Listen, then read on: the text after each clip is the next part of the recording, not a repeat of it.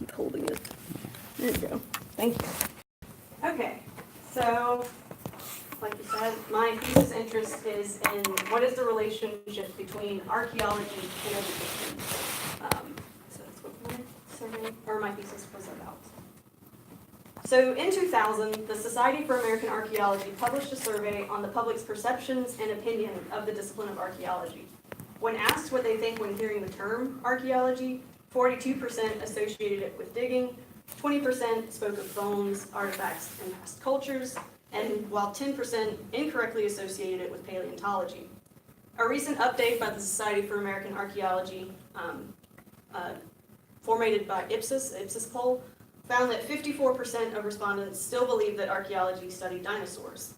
Since the two surveys asked different questions and utilized different methodologies, they should not be wholly compared, but it is still clear to see that archaeology is misunderstood by a wide audience. However, the same Ipsos poll in 2018 also showed that archaeology is a popular and valued discipline, with 93% of American respondents believing archaeologists do important work, as well as 87% believing that students should learn about archaeology within a classroom setting. So these varied representations by the media are often the only introduction to archaeology that a general public can receive, which leads to what Charles Orser states as most people knowing that archaeology deals with an ancient history and old things, but beyond that, they know nothing concrete about the discipline. So can archaeologists combat these misconceptions surrounding archaeology while also maintaining this popular foothold within American society?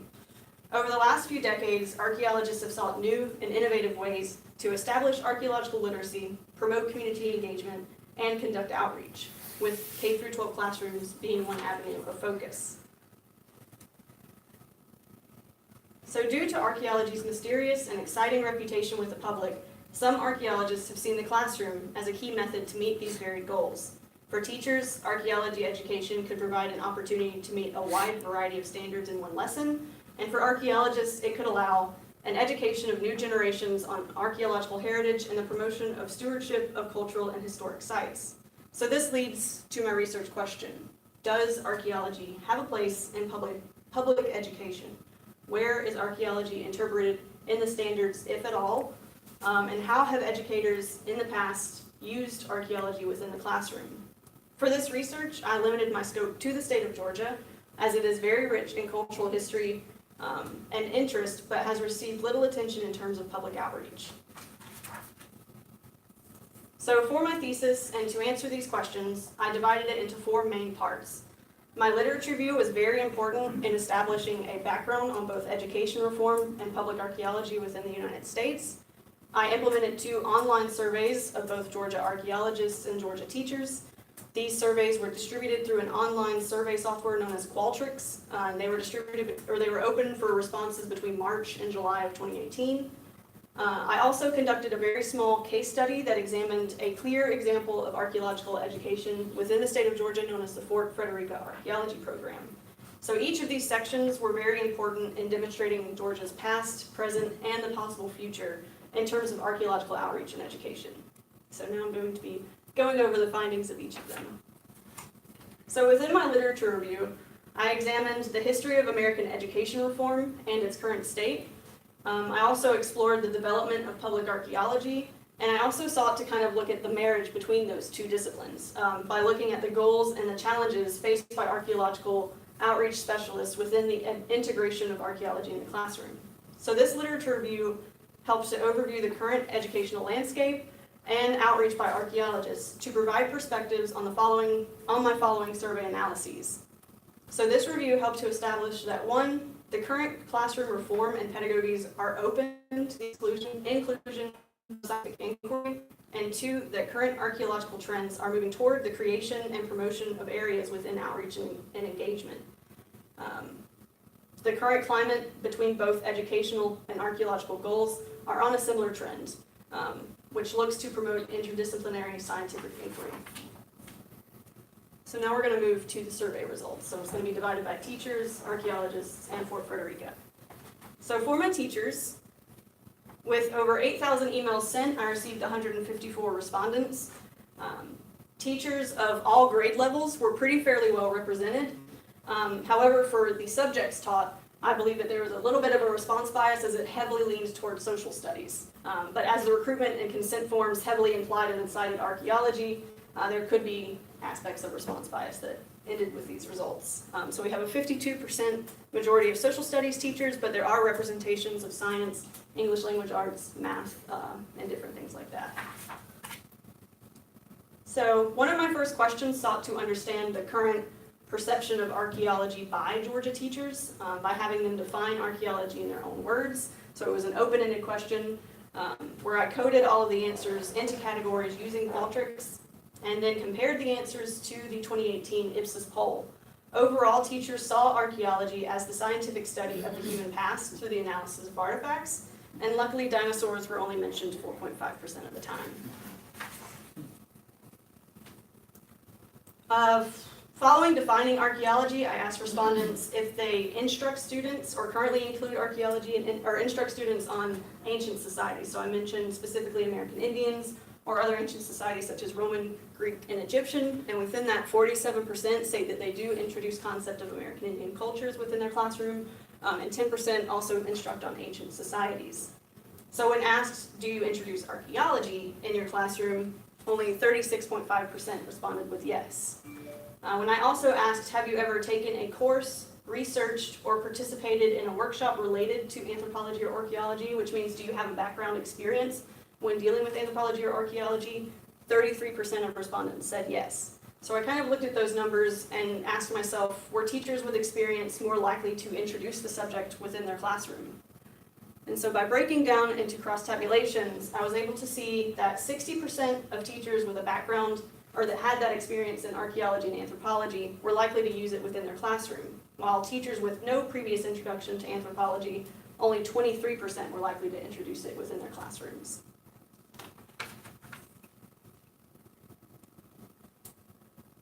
So of the 36% of teachers that did include archaeology in their classroom, I then asked in what context do they use it? It was also an open-ended question of which I coded the responses. Through coding, I was able to see that overall 20% of the respondents introduced archaeology within the context of prehistoric and historic American Indian cultures, followed by 16% citing fossils. So this kind of brings up a muddy area that I would probably like to kind of dig a little bit deeper into, pun not intended, I guess, as the context of fossils can be both paleontological and archaeological oriented. So of the 16%, which is the correct use of archaeology within this definition. But overall, by looking at these answers, it's clear to see that the introduction of archaeology crosses social studies, it crosses science, it crosses geography, and English language arts. So following how it is used, I also sought to understand why it isn't used or what teachers gave reason or their reasons of why it wouldn't be utilized. For the 63% that do not use archaeology in their classrooms, reasons included it is not relevant to my standards, which was 60% of the response. There was also there is not enough time or materials with 34% of the response. And it is not explicitly stated within the standards at 26% of the response. So one teacher, I also allowed comments, and one teacher explained, it is not explicitly a standard that has to be taught. I'm sure I could make a connection, but with all the other things teachers are required to do, it's hard to incorporate extra add-ons. I thought that this comment fully summarized all of the reasons in which it's currently not included by many teachers. So though archaeology is not explicitly stated with any of the Georgia standards, archaeology informs, and in fact, much of our knowledge that are in the standards is gained through archaeological research. One teacher specifically unintentionally kind of showed this disconnect by stating that even though she teaches Native Americans in the second grade, archaeology is not part of her Georgia Standards of Excellence and as such is not included within her classroom. So we kind of see that she's teaching about concepts that are heavily informed by archaeology, but does not include archaeology with any of her lessons, or their lessons, I don't want to assume gender. So when asked, do you think that archaeology could or does help meet you in your education requirements, overall teachers responded positively. In total, 40% stated that archaeology probably does or could help to meet their standards, with 23% saying definitely yes. So I decided to divide these responses by teachers that currently include archaeology and those that do not include current archaeology. And within that distribution, it is even more promising. 84% of respondents that currently include archaeology state that it definitely and probably could help meet education goals. And even those that do not currently include it, almost 50% believe that it probably or could definitely help. So those that currently teach archaeology are in the blue.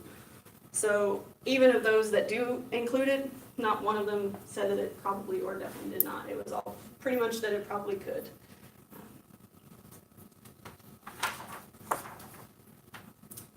So the general understanding of what archaeology is, but not how deeply embedded it is kind of the general consensus that I could gauge from the teacher surveys. 57% of the respondents instruct on aspects informed by archaeological research, but only 36% directly relate the information to the discipline. So overall, within the teacher survey, we were able to see that teachers cite not enough time, resources, or direct involvement within the standards as to why archaeology is not currently introduced within the classroom. So next, we're going to move on to my Archaeologists Survey. Within this survey, I received a total of 54 respondents, ranging in age from 24 to 74. Respondents were majority female and 98% white. Almost 40% of respondents work in cultural resource management, or CRM, 23% in academia, followed by 14.2% making up both graduate students and state or federal archaeology positions. Almost 8% chose the category of other, including comments citing they're both graduate students and CRM, so a mixture of both disciplines, a couple of nonprofit workers, one avocational archaeologist, and one cultural resource manager. Within my survey, I wanted to look at what are the different outreach methods that archaeologists utilize within their career. My outreach methods were defined as ways in which archaeologists present their work to a non-archaeologist audience. So an audience with an introductory to general knowledge or understanding of what archaeology entails.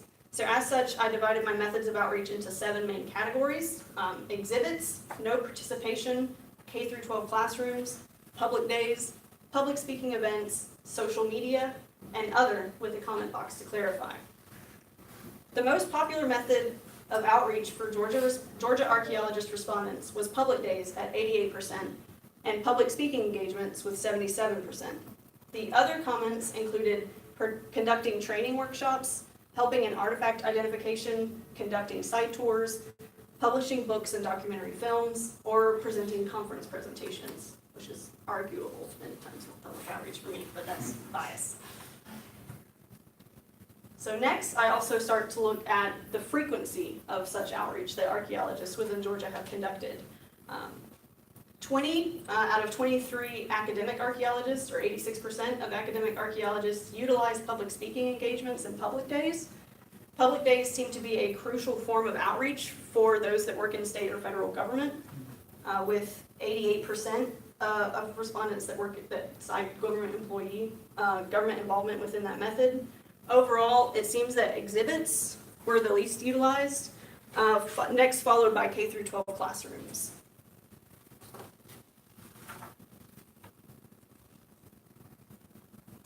On average, archaeologists self-described their outreach frequency at every few months to once or twice a year.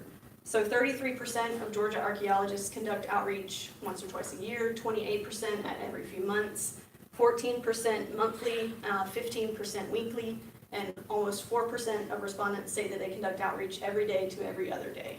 I divided outreach frequency with the established outreach methods, and each outreach method saw its highest rate of use at around every few months. So between every few months to once or twice a year is when we see the highest rates of outreach conducted.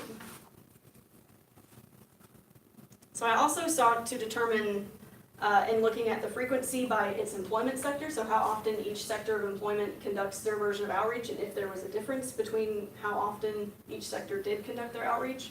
And within that, we see that archaeologists employed in academia are fairly spread from conducting outreach to from monthly to once or twice a year, while archaeologists employed by the government conduct outreach mostly at a weekly rate, and CRM archaeologists most often conduct outreach at once or twice a year. So there's some interesting inferences that can be made. So overall, similar to the teacher survey, I also asked a few open-ended questions and provided comment boxes. One open-ended question included, in what ways do you think archaeologists can improve their public outreach and education? Many answers discussed creating or implementing a formal outreach process, or an option within, or as an option within academic, governmental, or cultural resource management fields. One specific comment that was made was that by getting academic credit for time spent doing this, as normally if you are a university professor, it is something you have to do in spare time. There should be a clear infrastructure within which to do it as well, so that the burden does not fall onto individual archaeologists to locate an appropriate school, make contacts, etc. The way that there is a more systematic coverage across the state rather than just a few random classrooms. So similarly to teachers, archaeologists themselves may not have the time or the resources to devote to conducting certain levels of outreach. Other comments included the reduction of gray literature and more open source publications of research. Many archaeologists feel like the discipline has long been too secretive of its findings. Some archaeologists suggested starting small and improving a little bit at a time. The first priority would be to campaign that archaeology does not dig up dinosaurs. Overall, it seems that current trends within both educational and archaeological disciplines indicate that survey respondents have little times or means with which to conduct or to devote to outreach. So not very positive. I know you wanted optimism, but we'll get there. All right, and next for my Fort Fredericka case study results. So Fort Fredericka is located in St. Simons Island. It is a English fort and town established by John Oglethorpe in 1736, and it was used as a buffer between the Spanish Florida and the English Charlestown. The monument's first superintendent, Charles H. Fairbanks, conducted the first known archaeological investigations beginning in the late 1940s, and Morris cites that today much of what is known about the colonial life of southern British frontier is due to Fort Fredericka's archaeological legacy. However, following Fairbanks' departure, Dr. Nicholas Honerkamp states that later excavations were taken under a let's see what's there approach by Dr. Joel Shiner, which involved numerous trenches and post holes. So after years of excavations under Dr. Shiner, artifacts found to be redundant or lacking in museum quality were dumped into a trench and reburied into an area that is now known as Shiner's Trench. While the methods utilized then would be deemed embarrassing today, the trench has become useful in terms of public education about archaeology and the history of Fort Fredericka. The remains of Shiner's Trench were found in the 1990s, and then Superintendent Mike Tennant broached the idea of using artifacts for educational use. Fort Fredericka in St. Simons Island encompasses almost all prehistoric and historic components of Georgia history that are interpreted to students throughout their curriculum studies. Topics such as early Native Americans, historic tribes, Spanish explorers, English settlers, slavery, and more can all be discussed in classrooms using local histories provided by Fort Fredericka. Shiner's Trench offered non-provenience, superfluous artifacts related to St. Simon's history that could be used in lessons stretching from the 3rd to the 9th grade. So Morris stated that much of Fort Fredericka archaeology program came about by chance and lucky timing. Around the time that Shiner's Trench was uncovered in the 90s, there was also a school looking to be built very close to Fort Fredericka. And he cited that the idea for a public education program was proposed and the elementary school was built, and that the Glenn County School District partnered with the monument, and the school literally began with archaeology in mind, as within the building itself it featured an archaeological laboratory. So within her 1999 dissertation, Kristen May Young conducted research on the Fort Fredericka archaeology program that lasted between 1994 and 2011. She conducted participant observations and in-depth interviews of the teachers and volunteers within the program, and stated that by 1999, over 2,000 students had completed the year-long program.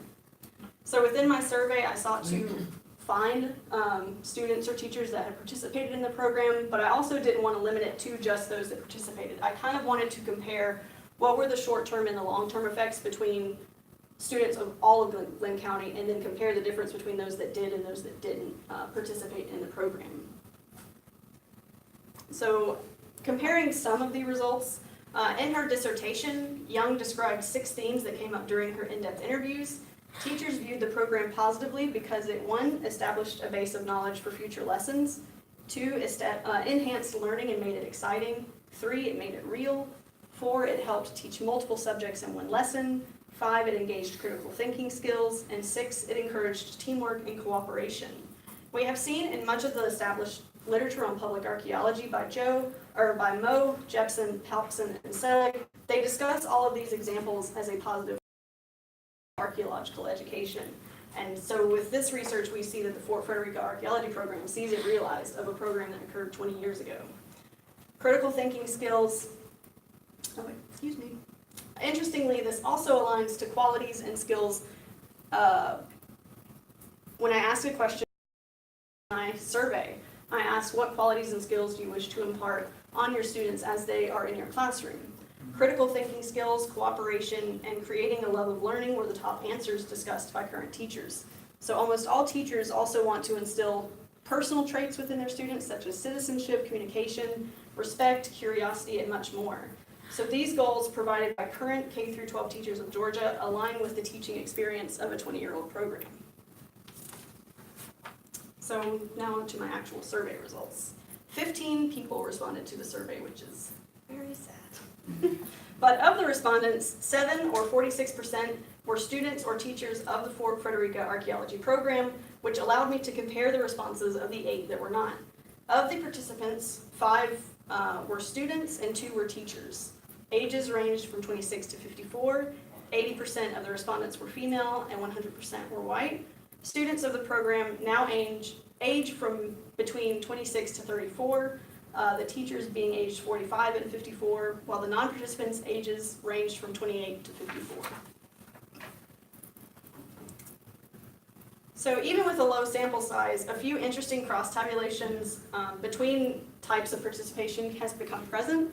This question sought to ascertain current levels of engagement with archaeology by respondents with choices that ranged from I am an archaeologist, I participate or volunteer on archaeological projects, I appreciate archaeology and keep up with the findings, to I do not keep up with the findings but I appreciate archaeology, as well as I am not interested in archaeology. So I gave a spectrum of about 5 different answers, but interestingly, across all respondents, only 2 of the answers were chosen. And when you divide it based on participation between the archaeology program, I think that a pretty interesting thing comes up. So of the respondents, 71% of those that participated in the program state that they do keep up with findings and still appreciate archaeology, while of those that did not participate in the program, 75% says that they appreciate archaeology but they don't follow it at all.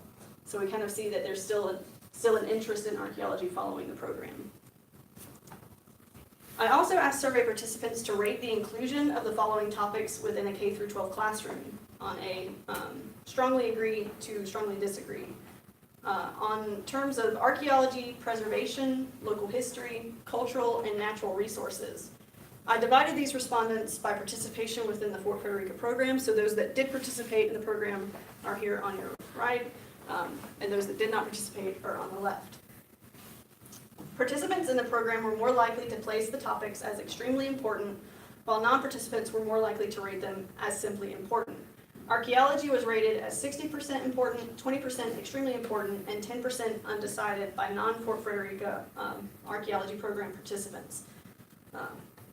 However, every other topic was seen as more important to introduce in the classroom than archaeology by both participants and non-participants.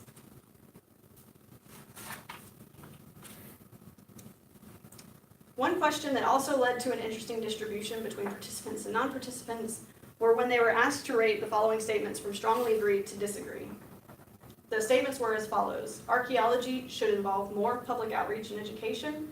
Teachers should focus more on math and science instead of history.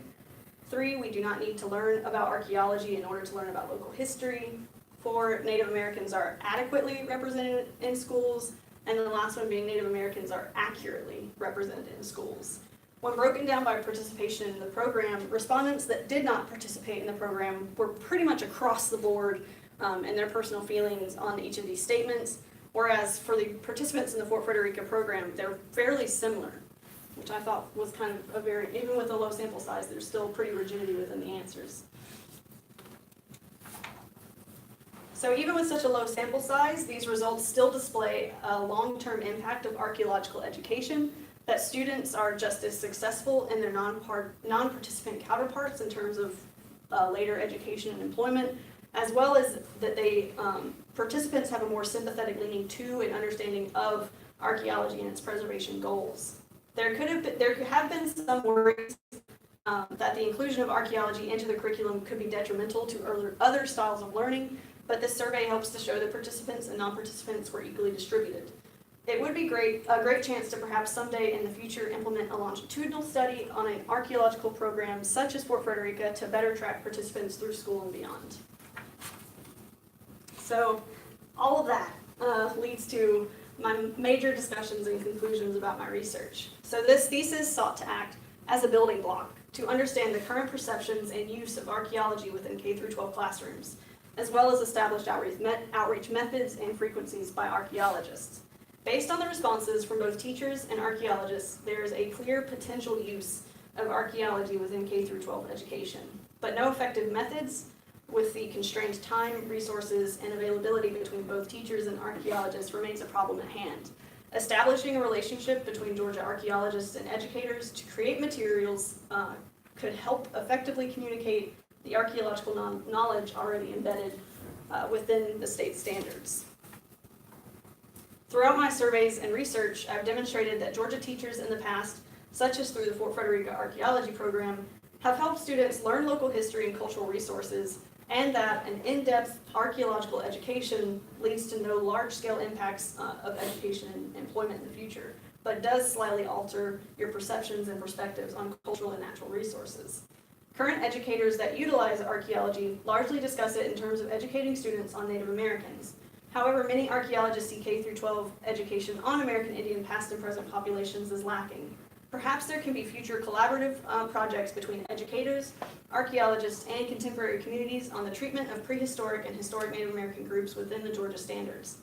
The main theme throughout my surveys seems to be making clear and cogent the reasons both for teachers and archaeologists within outreach, education, and archaeology.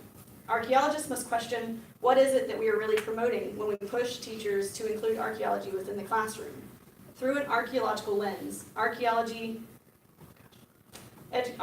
educators seek to instruct new generations of history, critical thinking, diversity, cultural relativity, empathy, and the scientific method. Teachers need reasons before expecting their already overburdened classrooms to include archaeological education, and archaeologists need reasons and time to conduct outreach and develop programs within their already busy schedules. So the relationship between teacher and archaeologist must be mutually beneficial to coincide with the workload required for both disciplines.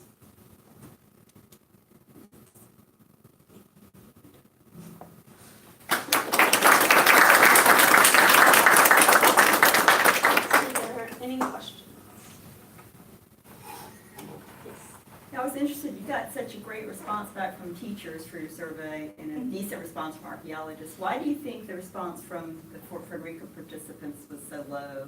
I think because it's just so very hard to find them. Because I mean, for the teachers and the archaeologists, it was easy for me because they all have their email publicly available on websites, whereas past students of a 20-year-old program are a little bit tougher to kind of find. So it really, for the Fort Fredericka program, it really heavily relied on snowball sampling of finding someone that was a past student and trying to kindly push them to share it with their friends or other students from the program, which is how I was able to receive even the responses that I got.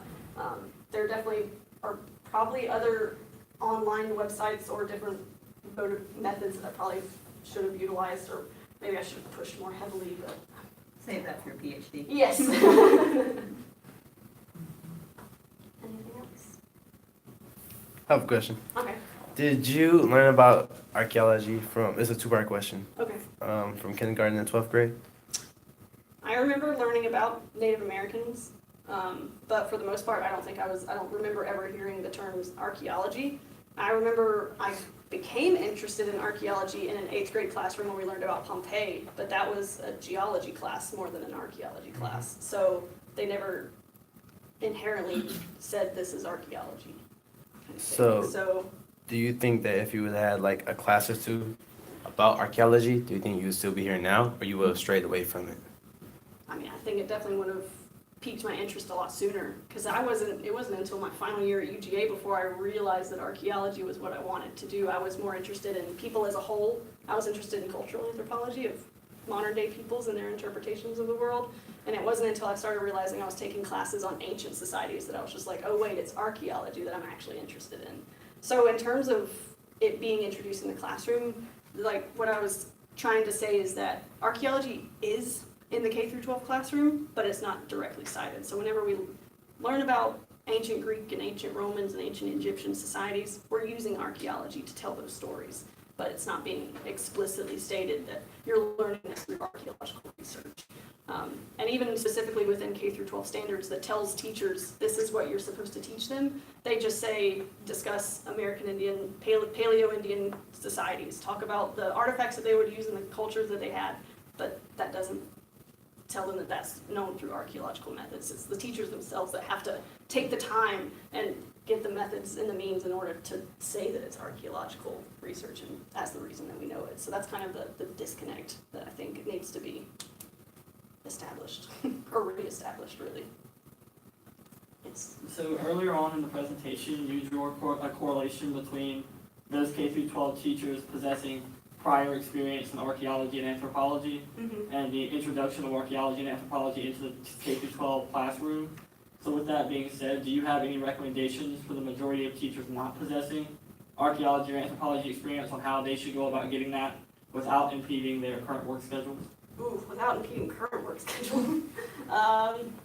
I think it does rely on, in some ways, it relies on the archaeologists kind of showcasing where archaeology is embedded in the curriculum. So one, you have to make sure that the teachers that look for it, they can use it. So you don't want to teach a teacher archaeology if it's not actually embedded within their current curriculum. I would say that the development of workshops would probably be a very good thing for archaeologists, where it would just take one day out of the year. And for teachers, they can learn the concepts of archaeology within their curriculum and then take that from one day, be able to change their the way that they teach. And hopefully it shouldn't change it too much. That's what we've established with the Fredericka program, where it's just like, all of this is already in your standards. Here's just a way to tweak those lessons more concisely. So for what we could do now for the teachers that already, so you're asking for the teachers that don't know about archaeology just yet? Yeah, they don't already possess prior experience relating to archaeology or anthropology. Okay. Yeah, so for the most part, I do think that if we were able to implement some sort of workshop, or just being able to implement maybe just a website where we say, hey teachers, if you want to know more about archaeology or where it's embedded in your standards, here's a website with a list, sort of thing. Just being able to have access and open communication seems to be the best way to go.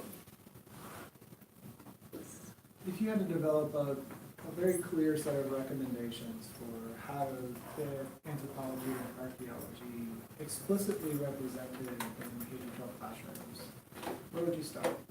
I wouldn't start with the teachers. I would probably go straight to, I would ask, who are the people that develop these standards, and how can we get them to to accurately and appropriately cite archaeology as it's included already. Because it's one of the things, it's there. It's K through 12, our archaeology is in the standards. It's just not explicitly so. So who do we need to talk to? Who do we need to contact to say, can you please actually say that this is archaeology and this is how it's implemented? And then you mentioned you have some grade level recommendations. Can you speak to those? I mean, where within the grade curriculum? levels? Yeah, and Okay. where within the curriculum do you think that it might be the best fit? So there's two specific grades that I'm really interested in, so there's third grade, where they specifically introduce Paleo-Indian, archaic, woodland, and Mississippian cultures. So when we talk about wanting to redefine how we teach Native American and American Indian cultures, I think that is an excellent place to start. But then you also have 8th grade, where they discuss European contact and historic tribes, And so there's that aspect of being also able to contact contemporary communities and kind of get that relationship going. But there was also the aspect of, I guess, childhood development, and where it's just like, what mindset do you want of the student in order to be able to really comprehend what we mean when we're teaching you critical thinking skills, plus citizenship, plus archaeology, being able to put it all together. So for me, I'd like to see it developed more in the 8th grade, which I think is actually, if I don't want to go too off base, Fort Fredericka is going to restart within the next couple of years, and they're going to start in the 8th grade, which I think is very interesting. So if there was a way for me to be there, I would want to try and compare the previous Fort Fredericka program and its 4th grade establishment that's kind of that utilize what's now 3rd grade standards, and then compare it to the 8th grade. So what are the effects going to be now that it's within a different age group? What's going to be? Are they going to more fully understand what archaeology can do? Are they going to more fully be able to use this aspect and the effects that go along with it? So I would say 8th grade. And do you see evidence within your survey data to support those recommendations? Did you find the teachers in the 3rd and the 8th grade? Yes, it was actually really interesting. I think one of the last questions I asked was just say whatever you want to, just any comment you want, and there were teachers from every single grade level, every single subject was like, I can see where archaeology can be used here. I remember there was one from kindergarten that's just like, oh, I'm so excited about this project, I can see where it could be utilized here, or I didn't think about it, all the way up to an 11th grade world history teacher. Sure. So, But, I think they're... maybe in 3rd and 8th grade, did you see any sort of, increases in positive perceptions about the... Could probably go back and maybe do a cross-tab of the answers by 3rd grade and 8th grade teachers to see if they already use it. Might be worth a look. Yeah, that actually would be really cool.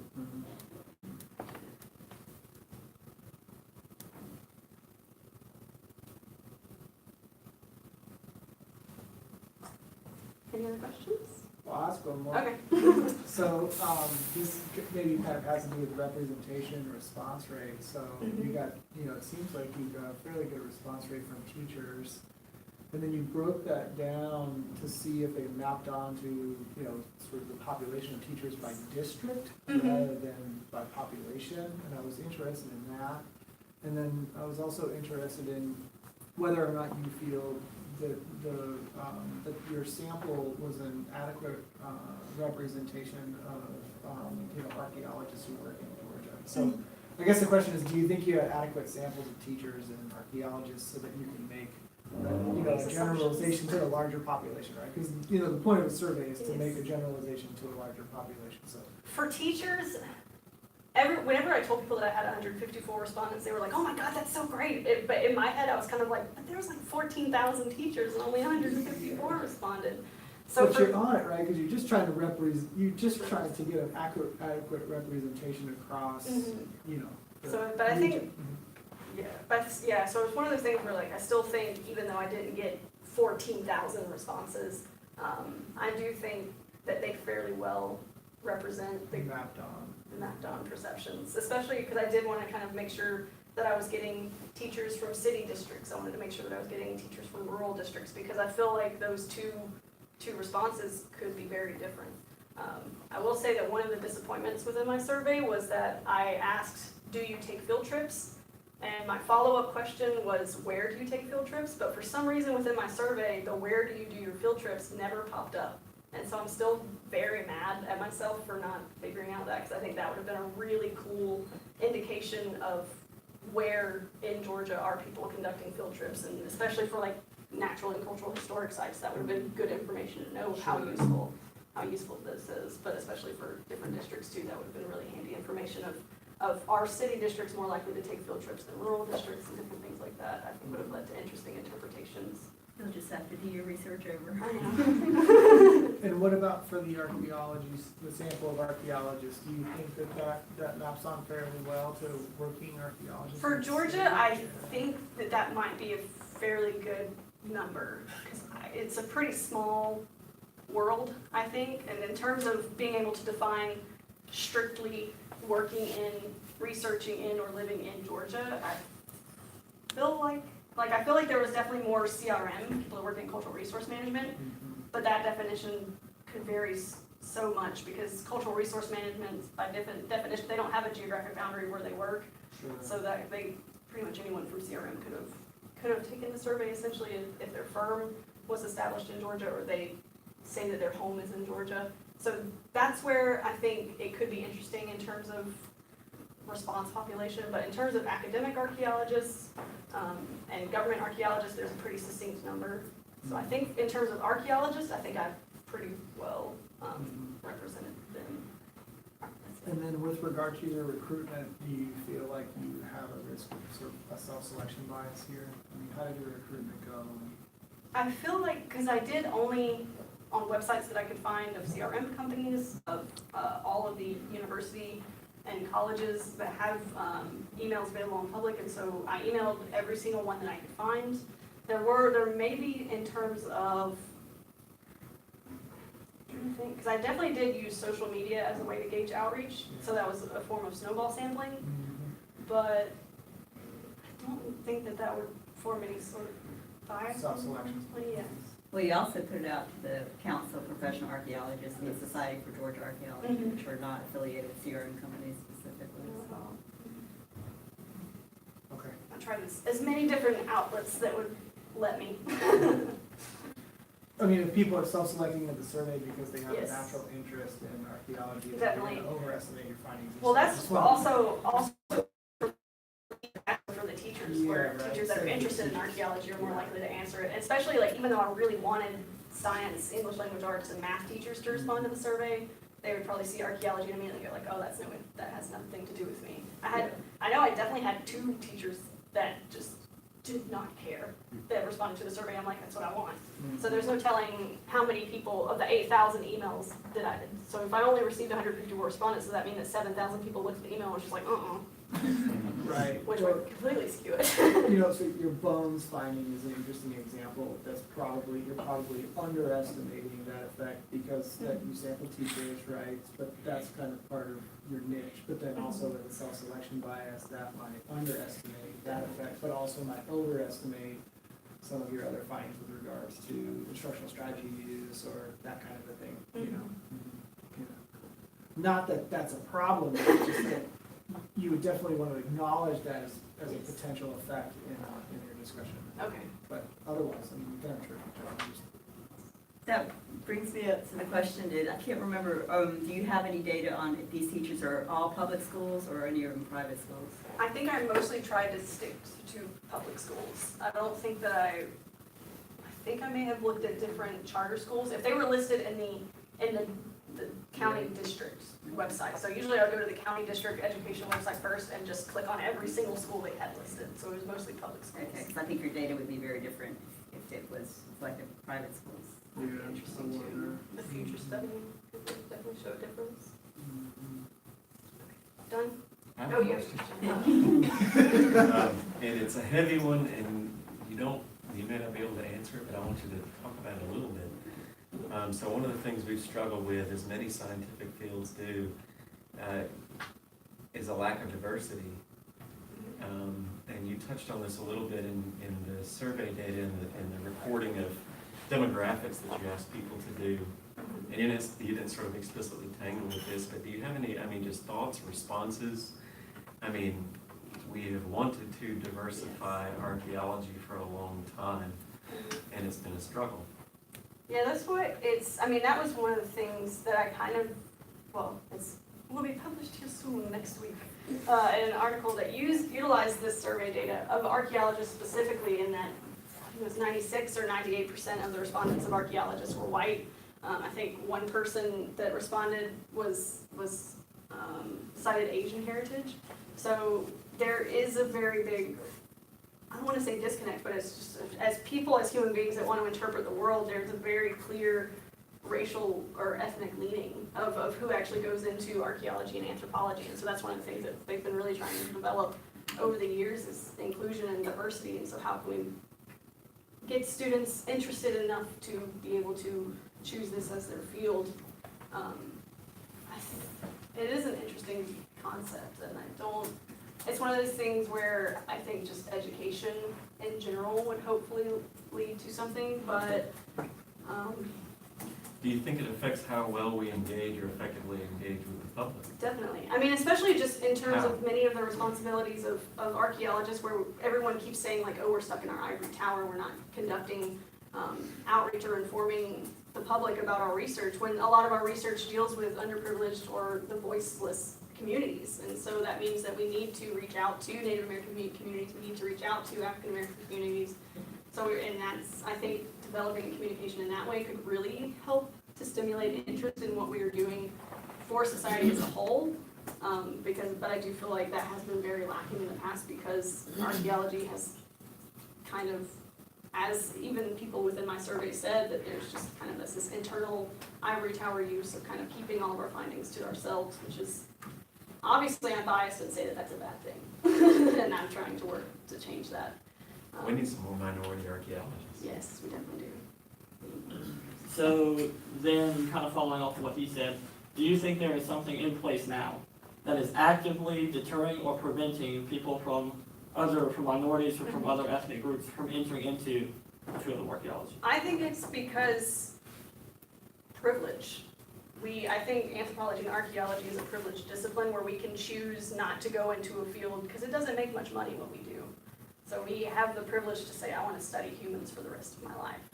Where there are some families and there are some individuals that don't have the opportunity to make that kind of decision. They need to go get a degree and get a job that know that they can support themselves. And so when we kind of look at systemic racism, we see that sometimes they don't get those opportunities to be able to make that kind of choice where I want to study humans for the rest of my life, sort of thing. So that's kind of the things where I think it is a systemic issue that hopefully will change over the course of the next few years. But I think there is this sort of privilege aspect that we have to kind of discuss. Brianna, do you think if you were to integrate, when you go, next couple of years when you try to get the curriculum changed, if you integrate it not as teaching archaeology, but every time they talk about, okay, what about African Americans in Georgia in the colonial period, the 19th century, 20th, whatever, use those as opportunities to talk about archaeology. You know, how do we know how enslaved people lived in the colonial periods through archaeology? And then you're getting it from the bottom up. So kids are saying, hey, you know, I'm learning about African Americans through archaeology in 8th grade or 4th grade or 3rd grade. And then maybe they'll want to become archaeologists and become professionals and be more minorities in the field. And then also the Fort Fredericka participants, it's unfortunate again that you didn't have a better response, no fault on your own, of course. But those kids were very mixed. There were Hispanics, white folks, and African Americans in the student body that grew up through that program. So I think, you know, we don't have that data on how were they affected by that, and you know, they were likely to get into the field of archaeology. I didn't include it in my presentation, but one of the research, one of the teachers, their responses about the program and why it was so popular is that she talked about the change in attitude from what they considered the problem child of coming into the archaeology program. Like in the classroom, they didn't participate, they were making poor grades, but within the archaeology program, they were very active in conducting the outreach and they were very interested in learning this local history. So I think that's also something really cool about archaeology that can kind of even the playing field for every student. Question. This gets back to the representativeness of your survey data. I remember your one comparison previous SAA data versus your data, and it looks like we're doing better in Georgia in terms of dinosaurs are not archaeology. Do you think this is a result of just the representative nature of your sample, or are we doing something right in Georgia? Well, that's one of the things I'm not sure if it was because we don't know who the population was that answered the Ipsos poll, whereas we know that these are educated teachers that perhaps have that educational background of being able to know the difference, whereas maybe for the Ipsos poll it was just 18 and up of any demographic, of any educational or employment background. So I think that would be something interesting to compare. Maybe do a national survey of teachers to figure out how they would define archaeology. Would definitely been a more appropriate comparison to make. Do you know what type of sampling methods they use for the Ipsos survey? I think it was phone calls, because Ipsos does online and phone calls is what I think they did. So I think they just rang up people. Probably a random stratified sample.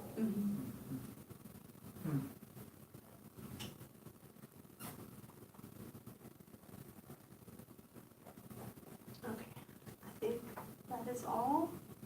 is judgment time for me. Thanks So you again. guys appreciate it. Thanks for coming. Appreciate it. Those of you that are going out of the room but not too far, there are comfortable chairs and things in the atrium, always. See you shortly. Thank y'all for coming very much.